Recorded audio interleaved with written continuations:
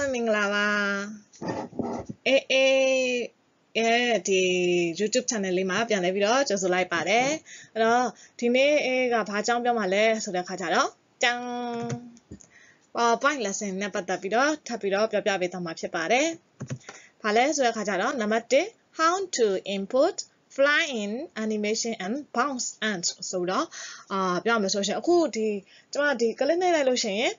fly in ဝင်လာတယ်ပြီးလို့ရှိရင် bounce တုံလုံးမှုလေးနည်းနည်းလေး bounce ဖြစ်သွားတယ်ပေါ့လေအဲ့လိုဟာလေးကိုပေါ့လေအဲ့လို animation ကိုဘယ်လိုထည့်လဲဆိုတာလေးနဲ့ပတ်သက်ပြီးတော့ပြောသွားမှာဖြစ်ပါတယ် okay နောက်တစ်ခုကကြတော့ how to remove background အဲ့တော့ background ကိုဘယ်လိုမျိုးဖျောက်ပစ်လို့ရလဲပေါ့လေဥပမာပုံတစ်ခုရှိရကွာအဲ့ပုံတစ်ခုတည်းကမှကိုကတကွက်လေးပဲလိုချင်တယ်အဲ့တကွက်လေးပဲခြံပြီးတော့ကျန်တဲ့ဟာတွေအကုန်လုံး background အားလုံးဖျောက်ချင်တယ်အဲ့လိုအနေထားမျိုးပြောချင်တာเนาะအဲ့ဒါကြောင့်မလို့ how နံပါတ်2က how to remove background လို့ပေးထားပါတယ် okay နံပါတ်3ကြည့်ကြည့်အောင်နံပါတ်3ကကြတော့ how to use wipe ဆိုတဲ့ animation လေးလည်းရှိတယ်နောက်ပြီးတော့ grow and shrink ဆိုတဲ့ animation လေးကိုအတူတူပူးတွဲပြီးတော့ဘယ်လိုမျိုးသုံးသလဲဆိုတာကိုတစ်ချက်လောက်ကြည့်ကြည့်ရအောင်เนาะOkay ဒါကတော့ animation လေးကျွန်မပြုလုပ်ထားတာလေးကိုပြချင်တာပါ Okay fly in ဝင်လာတယ်ပြီးရင် bounce ဖြစ်သွားတယ်เนาะ bounce ဖြစ်သွားတယ်ခုနောက်ဆုံးပြမှာကြတော့ bounce ပဲ bounce ဆိုတဲ့ animation တစ်ခုတည်းသုံးထားတယ်ဒီလိုပုံစံလေးဖြစ်တယ်အဲ့ဒီလိုမျိုးဒီသုံးခုကိုဖန်တီးကြည့်မှာဖြစ်ပါတယ်ကျွန်မနဲ့အတူတူကဲတွားကြည့်အောင်เนาะအဲ့ဒါဆိုလို့ရှိရင်ဒီအစောကပုံစံနဲ့တပုံစံနဲ့တူတယ်ဒီ screen လေး slide လေးကိုဖန်တီးထားပြီးပါပြီအဓိကဒီနေ့ပြောချင်တာက animation ကိုပြောချင်တာဖြစ်တဲ့အတွက်ကြောင့်မို့လို့ animation ကိုပဲအာရုံစိုက်ပြီးပြောပြပါမယ်အဲ့ဆိုရင်အစောကအပေါ်ကနေပြီးတော့ကျလာတဲ့ animation လေးတွေကိုထည့်ကြည့်ပါမယ် okay အဲ့ဆိုရင်ဒီစဝိုင်းလေးကို click နိုင်မယ် animation ထည့်ချင်တဲ့အတွက်ကြောင့်မို့လို့ဘယ်ထဲသွားရမလဲဆိုတော့ animation နဲ့သွားပါမယ် animation နဲ့သွားတဲ့အခါမှာ fly in သုံးမယ်ပေါ့လေ fly in ကိုသုံးလိုက်မယ်အဲ့တော့ fly in ကိုသုံးပြီးကျွန်မ preview လုပ်ကြည့်ပါမယ်နော်သူအောက်ကနေအပေါ်ကိုတက်လာဒါပေမဲ့ကျမတို့အရှိကကြည့်ခဲ့တဲ့ဒီ slide မှာပြထားတာဗာလဲဆိုအပေါ်ကနေအောက်ကိုကျတာเนาะအပေါ်ကနေအောက်ကိုကျပြီးတော့တုံသွားတဲ့ပုံစံမျိုးအဲ့လိုမျိုးဆိုခါကြတော့အပေါ်ကနေအောက်ကိုကျတဲ့ပုံစံပြောင်းပေးရမယ်ပေါ့လေပြောင်းပေးရမယ်ဆိုလို့ရှိရင်ဘယ်လိုပြောင်းရသလဲ effect option တွေကိုသွားပြီးတော့ direction ချိန်လို့ရပါတယ် from top ဆိုတာလေးကိုအပေါ်ကနေအောက်ကိုချိန်လိုက်ပါမယ် okay preview ကြည့်ကြည့်ပါမယ် okay အပေါ်ကနေအောက်ကိုကျတယ်ဒါပေမဲ့ကျမတို့ကတုံတဲ့ဒီ bounce ပုံစံလေးလိုချင်တယ်အဲဆိုရင် bounce ပုံစံကိုဘယ်လိုထည့်ရတယ်လဲဆိုတာကြည့်ကြည့်ပါမယ်ဖယ်ထဲသွားပြီးထည့်ရတယ်လဲဆိုတော့ animation paint နဲ့ကိုသွားပါတယ် animation paint နဲ့သွားလို့ရှိရင်ကျမတို့အခုထည့်ထားတဲ့ animation လေးသူပြပေးတယ်အဲဒီပြပေးတဲ့ဒီမြားလေးကိုနှိပ်လိုက်လို့ရှိရင်ဒါလေးပေါ်လာလိမ့်မယ်ပေါ်လာတဲ့နေရာမှာ effect options ကိုရွေးပေးရပါမယ်effect option ရွေးပြီးပြီဆိုလို့ရှိရင် bounce ant ကိုထည့်မယ်ပေါ့ဒီမှာ0 second ဖြစ်နေတယ်ကျမတို့ရဲ့ဒီအခုထည့်ထားတဲ့ animation ရဲ့ duration ကဘယ်လောက်လဲ 0.05 ပေါ့ 0.5 second သဘောမျိုးပေါ့လေအဲကျမတို့ကတဝက်ကြော်လောက်တော့ bounce ကိုထည့်မယ် 0.3 လောက်ထည့်လိုက်ပါမယ်เนาะအဲဆိုရင်ဒီမှာ okay နှိပ်လိုက်ပါမယ် preview ကြည့်ကြည့်မယ်เนาะအစောကလို့နင်းနင်းတတာကြတာမဟုတ်ဘဲနဲ့ bounce ပုံစံဖြစ်သွားတယ်เนาะအဲ့လိုမျိုးလုပ်မယ်အဲ့ဆိုရင်ဒီ animation ပုံစံတိုင်းဒီထဲကိုထည့်ချင်တယ်အဲ့ဆိုရင်ရွှေဝဲလုံးမနေတော့ကျွန်မ copy ကူးလိုက်တော့မယ်เนาะအဲ့တော့ဘယ်လို copy ကူးရလဲ animation copy ကူးတာကကြတော့လွယ်လွယ်လေးပါမခတ်ပါဘူးအဲ့တော့ကိုကူးချင်တဲ့လိုချင်တဲ့ဒီ animation ပေါ်မှာထောက်ပြီးဒီထဲမှာဝင်ထားပေါ့လေ click ဝင်ထားမယ်ဝင်ထားပြီးလို့ရှိရင် animation နဲ့ကပဲ animation painter ဆိုတာရှိပါတယ် animation painter လေးကိုနှိပ်လိုက်လို့ရှိရင်ဒီမှာဒီလိုလေးစုပ်တံပုံစံလေးပေါ်လာလိမ့်မယ်အဲ့ဒါကိုထည့်ချင်တဲ့အပေါ်မှာသွားပြီးတော့ click နှိပ်လိုက်လို့ရှိရင်သူ့တွေကိုလည်းဝင်သွားပါပြီရှင်ဟုတ်ပါပြီဝင်သွားပါပြီအဲ့ဆိုရင် play လုပ်ကြည့်ပါမယ်เนาะ preview လုပ်ကြည့်မယ်เนาะဟုတ်ပါဒီလိုလေးပြုတ်ကြလာလေးတွေ့ပါလိမ့်မယ်โอเคကျွန်မဒီနောက်ဆုံးတစ်ခုကိုကြတော့ဒီပုံစံအတိုင်းကူးမထည့်တော့ဘူးဘာသုံးမလဲဆိုတဲ့အခါကျတော့ဒီမှာမြင်နေရတဲ့ bounce ကိုပဲသုံးမယ်ဘာမှလဲဆိုတဲ့အခါဒီ bounce သူကအဆောင်းပုံစံလေးနဲ့ကြမယ်ပုံစံเนาะဒီအစိမ်းထဲမှာရှိတဲ့ entrance ထဲမှာရှိတဲ့ bounce ကိုသုံးပါเนาะโอเคသူ့ကိုနှိပ်လိုက်မယ်နှိပ်လိုက်ပြီးလို့ရှိရင်ကြည့်မယ်เนาะโอเค preview โอเคကျွန်တော်လေးလိုကြတယ်ဟုတ်ပြီသူကြတော့ဘလို့အလုံးလေးကြာသွားတာပေါ့လေအဲ့ဒီဟာကိုကျမတို့ animation paint နဲ့တွားကြည့်လိုက်တဲ့အခါမှာအနောက်ဆုံးထည့်လိုက်တဲ့ animation ပေါ့လေဒီ bounce ကကြတော့ဘယ်လောက်ဖြစ်နေလဲ duration က2 second ဖြစ်နေတယ်ပေါ့ကျန်တဲ့ဟာကဘယ်လောက်လဲ 0.5 second ဖြစ်နေအဲ့ဒါ second တူအောင်သူ့ကို second ချိန်ပေးလိုက်ပါမယ်เนาะအဲဆိုလို့ရှိရင်ဒီထဲကိုသွားပြီးတော့ 0.5 နဲ့ဒီမှာချိန်လိုက်ပါပြီเนาะအဲဆိုလို့ရှိရင်တို့ရဲ့ duration ကြာချိန်တွေအားလုံးညီသွားပြီ preview လုပ်ကြည့်ပါမယ်เนาะ ဟုတ်ပါပြီအဲ့တော့ကျမတို့အရှိအကြည့်ခဲ့တဲ့ဒီ slide ပေါ့လေ animation လေးနဲ့တပုံစံနဲ့တူအောင်လို့ဒီလိုမျိုးတစ်ခါထပ်ပြီးတော့ဖန်တီးပြတာဖြစ်ပါလေရှင် Okay နောက်သင်ခန်းစာလေးရကြတာပါလဲဆိုလို့ရှိရင် how to remove background နဲ့ how to use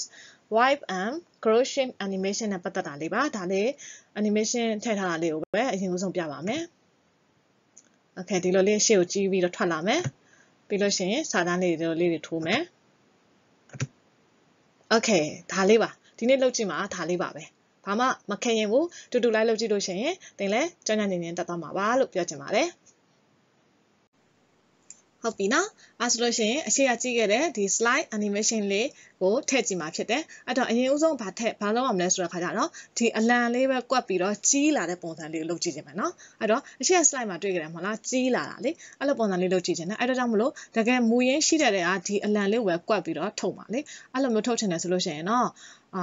ညှက်ပြီးတော့ထုတ်ကြမယ်သဘောပေါ့လေအဲ့ဒါကြောင့်မလို့ပုံကို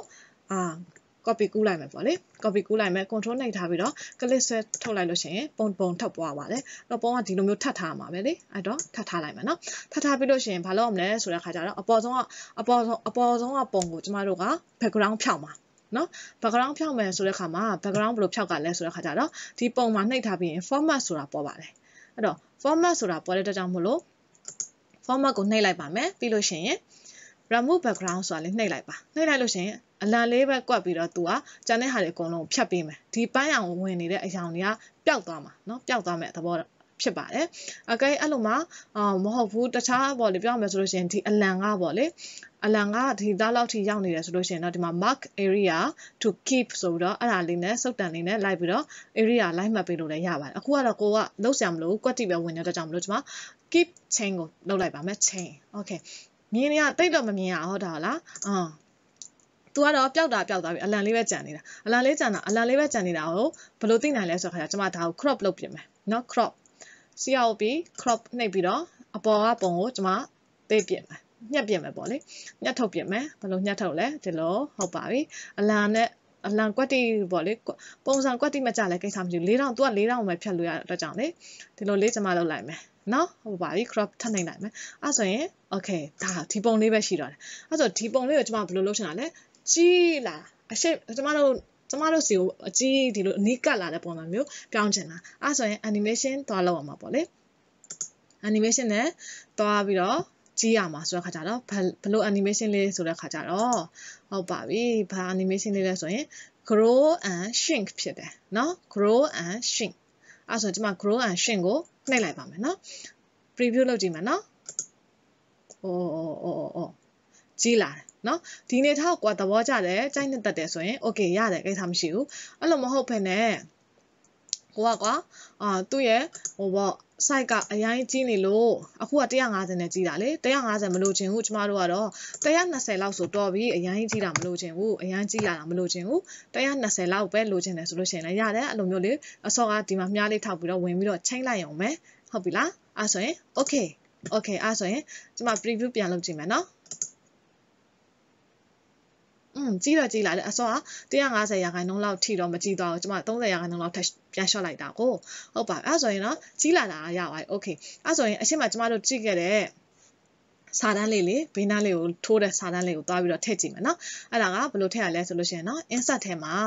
shape ဆိုတာရှိတယ်အဲ့ shape အောက်ကမြားလေးကိုနှိပ်လိုက်ပါမယ်နှိပ်ပြီးသွားလို့ရှိရင်ဟိုအောက်ဆုံးမှာလေ call out ဆိုပြီးတော့တွေ့လိုက်မယ်အဲ့ထက်ကမှဒီဟာလေးကိုကျွန်မသုံးလိုက်မယ်နော်call out band line with no border ဆိုပြီးတော့ရှိတယ်အဲ့ဒါလေးကိုကျွန်မသုံးလိုက်ပါမယ်ဒီမှာဆွဲလိုက် sorry เนาะပြန်သွားကြည့်မယ်ကျွန်မ click နှိပ်တာမှားသွားလို့ပါเนาะဟုတ်ပြီအဲ့ဆိုလို့ရှိရင်ဒါလေးကိုဒီလိုလေးဆွဲကြည့်မယ်ဆွဲထုတ်မယ်ပေါ့လေဆွဲထုတ်မယ်ဟုတ်ပါပြီokay အဲ့ဆိုလို့ရှိရင်ဒီထဲမှာဘယ်စာကိုထည့်မှာလဲဆိုတော့ခါကြတော့ကျမတို့ကအပေါ်ဆုံးကဒီစာတန်းကိုထည့်မှာအဲ့တော့ကြောင့်မလို့ကျမကဒီစာတန်းလေးတက်ထုတ်ထားတာเนาะပြန်မရိုက်ချင်တော့လို့ okay copy ကူးပြီးတော့ထည့်လိုက်မယ်အဲ့ဒါဆိုအဝါရောင်နဲ့ချိန်ပါလေဒီဟာကိုအရောင်ကိုကြတော့ဟုတ်တယ်နော်အဝါရောင်နဲ့ချိန်ပါသို့တော့ကျမတို့ကအရင်ဆုံးလောက်ကဘာလဲဆိုတော့ခါကြတော့ကျန်တာအရေးမကြည့်ဘူးဘာရေးကြည့်လဲဒီဟာနော်ဒီသူ့ရဲ့ line ကိုကျမမဲအောင်အရင်ပြောင်းမယ် format shape ထဲကိုသွားပြီးလို့ရှိရင် သူ့ရဲ့ line ပေါ့ line ကကြတော့ဘာအရောင်ဖြစ်နေလဲအခုအပြရောင်ကျွန်မမလို့ချင်ဘူးအမဲရောင်လို့ချင်တယ်အမဲရောင်နဲ့ချိန်လိုက်မယ် okay ပြီးလို့ရှိရင်ဘာရှိသေးလဲဆိုတော့ခါကြတော့သူ့ရဲ့ထိပ်သီးလေးကိုကျွန်မအသီးလေးထည့်ချင်တယ် an arrow type ကိုဘယ်လိုထည့်ချင်တာလဲမြားနဲ့လည်းမဟုတ်ဘူးအလုံးလည်းမဟုတ်ကျွန်မဘာလုပ်ချင်တာလဲ diamond ပုံစံလေးထည့်ချင်တယ် diamond ပုံစံလေးထည့်လိုက်မယ်ကြည့်ပါ diamond ပုံစံလေးဝင်သွားတယ်နော်အဲ့တော့ကိုကြိုက်တယ်လို့ပြောင်းလို့ရတယ်အဲ့ဆိုရင်ပုံစံတော့ကျသွားပြီအဲ့ဆိုရင်3ခုရှိရမှာလေအဝါရောင်အစိမ်းရောင်အနီရောင်ဖြစ်ရမှာဖြစ်တဲ့အတွက်ကြောင့်မလို့ copy ကူးပါမယ် copy ကူးတဲ့အခါမှာcopy paste လုပ်လဲရတယ်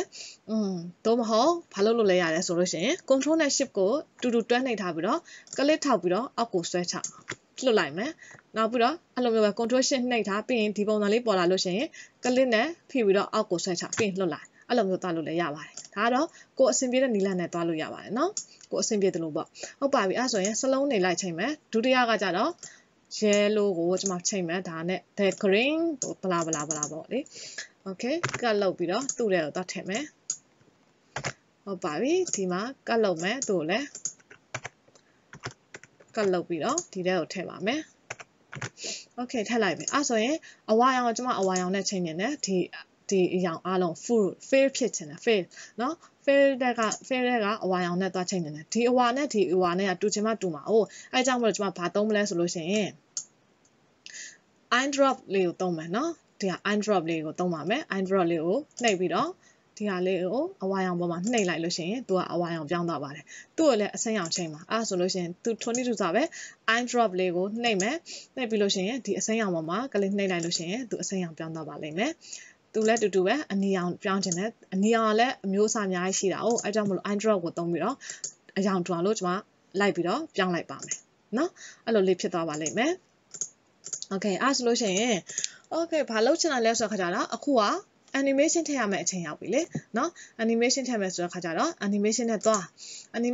ပြီးတော့ဒီမှာသုံးထားတာဘာလဲဆိုတော့ခါကြတော့ wipe ကိုသုံးမယ်ကျွန်မအခုက wipe ကိုသုံးမယ်နော်အဲ့တော့ wipe ကိုသုံးမယ်ဆိုတော့ wipe ဒီမှာဘာလို့ IPE wipe ကိုသုံးလိုက်မယ် okay wipe ကိုနှိပ်လိုက်မယ်နှိပ်ပြီးလို့ရှိရင် wipe ကလည်း direction ရှိရလေဘယ်ဘက်ကိုတောင်းပါလဲကျွန်မကဒီဘက်ကနေဟိုဘက်ကိုအခုကဘာမှမလုပ်ထားသေးတဲ့အနေထားမှာ preview ကြည့်ကြည့်မယ်နော်ကြီးလာတယ်okay အခုကအောက်ကနေအပေါ်ကိုပဲသူက wipe လုပ်ပြီးတော့တင်ပေးသွားတာအဲ့လိုမဟုတ်ဘူးကျွန်မကဘယ်ကနေဘယ်ကိုလဲဆိုလို့ရှိရင်